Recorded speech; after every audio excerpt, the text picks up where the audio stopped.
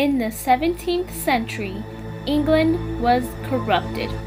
Under the reign of the notorious King James, and later his successor, King Charles I, the Anglican Church of England took absolute control of the country.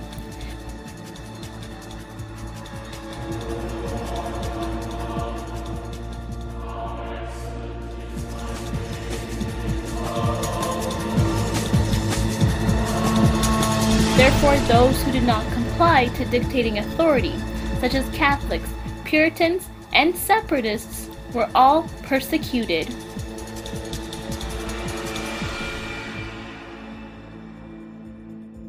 King James I was a very interesting man, to say the least. He believed that he had the divine rule, as he pleased, and he opposed all who refused to submit to the church authority. At this time, the Puritans, who wanted to separate from the Anglican Church, knew they had to leave this sinful land and find a place where God would allow them religious freedom. And so they did. They left England at once and headed to find what John Winthrop, the Puritan leader, would describe as a city on a hill. The Puritans traveled for days before they finally hit shore in Virginia at what is known as Jamestown. Upon their arrival, the Puritans were astonished at what they found. Jamestown enjoyed a nice, balmy weather and green, fertile land. This comfortable land was mainly occupied by Southern planters who were sustained by tobacco plantations.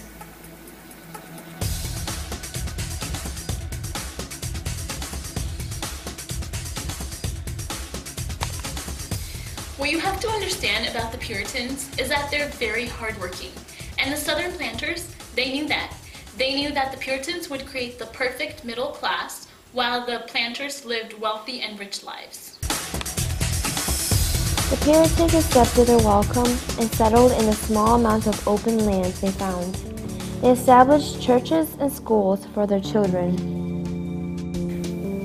Now that the center of the Puritan community was established, the Puritans were ready to work.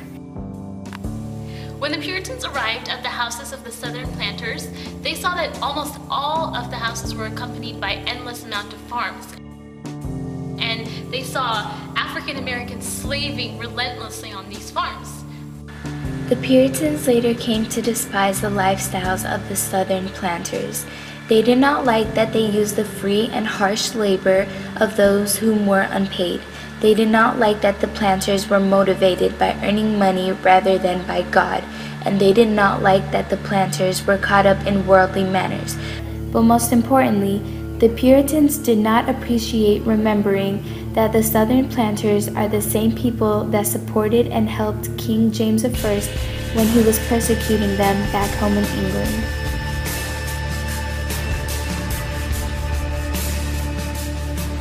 The Puritans, they were quite frightened by what they saw. By complying with the rules of their religion, they decided it best to speak to the Southern planters and try to convince them to change their lifestyles and values rather than resorting to violence. To do this, John Winthrop, governor of the Puritans, decided it best to gather all the people of the land for a speech. Now understand, this meant all three different groups: the Puritans, Native Americans, and hopefully Southern planters. John Winthrop was really more of a father figure to the Puritans than anything else. He was kind and he led his people to the right morals by giving his famous speech, a model of a Christian charity. We must consider that we shall be as a city upon a hill. The eyes of all people are upon us. The Puritans, of course, reacted to the governor's speech with grace and absolute adoration. However, the same reaction did not come from the Jamestown colonists. These planters were ignorant and angry at the speech. They thought that building churches and schools and attending sermons were simply a waste of time.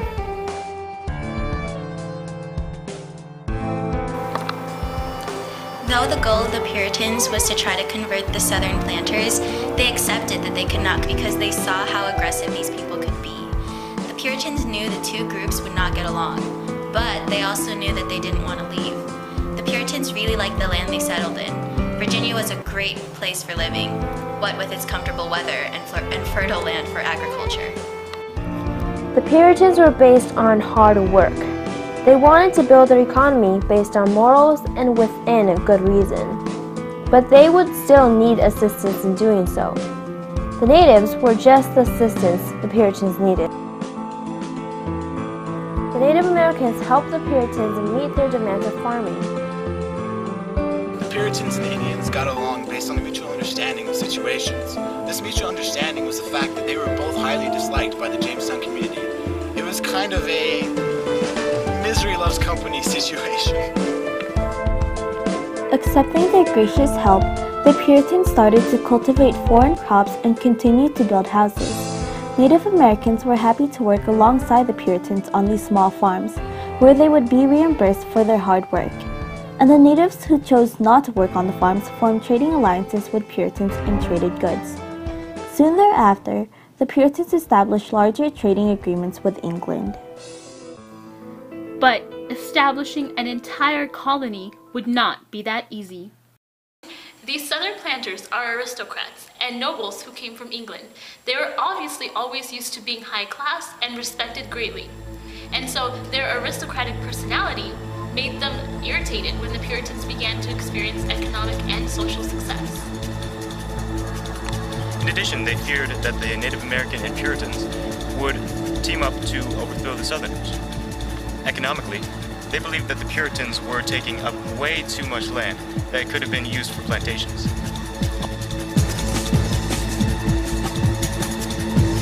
Also, once the planters found out that the Puritans had begun trading with England, they feared that there would be great competition. Planters raided the Puritan communities. Houses, churches, and most importantly farms were destroyed by midnight attacks.